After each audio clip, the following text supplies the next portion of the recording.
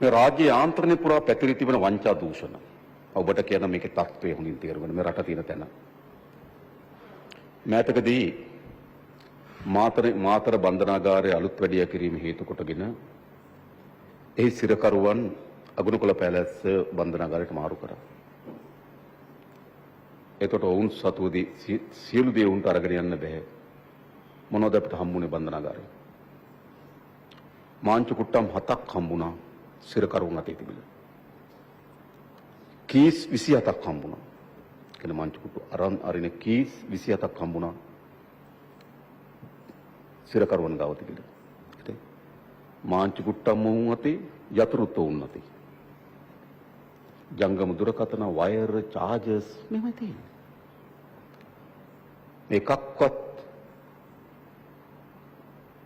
ඒන නිලධාරීන්ගේ අවබෝධයකින් තොරව ආපු නැති ඒවා නොවේ. එහෙම මෙතන තියෙන්නේ. අපි අපරාධ කීපයක් පිළිබඳ පහුගිය කාලේ ආందోලනයට තුඩු දුන්නා. උසාවියේ කෙනෙක් ඝාතනය කිරීම පිළිබඳ ප්‍රශ්නේදී පරීක්ෂණයේදී පොලිස් නිලධාරීන් දෙදෙනෙක් දැන් අත්අඩංගුවට අරන් තියෙනවා. රාජ්‍ය තියෙන තැන. මිද්දනී ඝාතනයේදී තංගල පොලිස් නිලධාරියෙක් අත්අඩංගුවට අරන් තිබෙනවා. ගල්කිස්ස පොලිසියේ පොලිස් නිලධාරියෙක් තමන්ගේ ගිනි අවි විකුණලා රට පනිනවා.